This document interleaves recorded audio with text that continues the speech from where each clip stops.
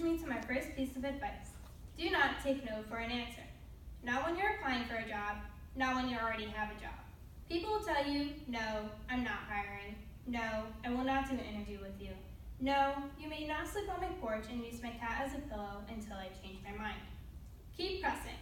You're applying for work in journalism, not trying to get hired for social secretary. The people who hire you respect grit.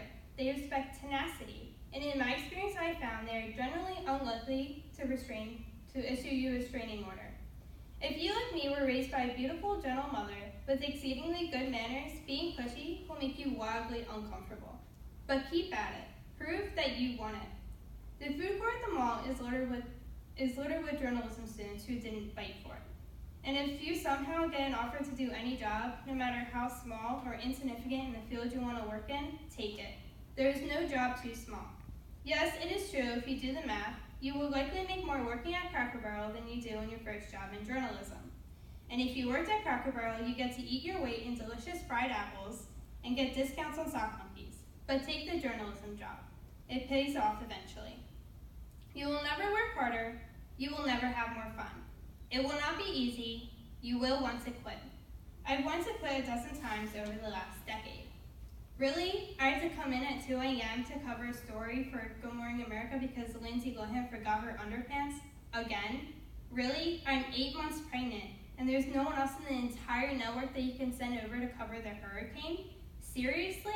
After I spent 5 hours driving in the pouring rain covering the hurricane, you're gonna complain about my hair? Really? For every one of those crappy days, you'll have 10 great ones. Really? I'm going to the White House today? Really? I'm going to spend the day watching Yao Crew team work out, and I'm getting paid for it? Fantastic! And while those great days make you feel great, on top of the world almost, you may even think, hey, I've made it, and relax a little and get comfortable. Here's my next piece of advice. Dream big, but work hard, and believe me when I tell you this, there are no shortcuts. I used to work for ABC News. Disney owns ABC News, in case you didn't know. When I arrived there, they called me, quote, cast member, and told me that I got special perks at the theme park.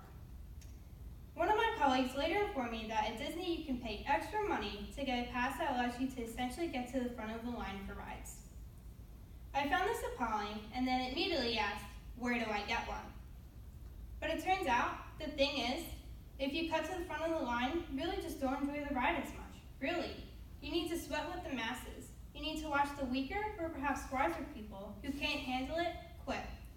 It is more fun to make friends with people along the way. Not the guy wearing I'm with Goofy t-shirt and bedazzled denim shorts, but the other people. Along the way, you will meet people you will never forget.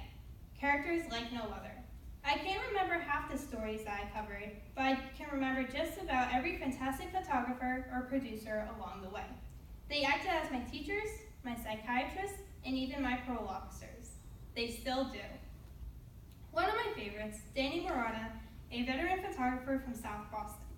He fought in Vietnam and reminded me, whenever I got stressed, it's just TV, pal. It's just TV. Thank you, and have a good night.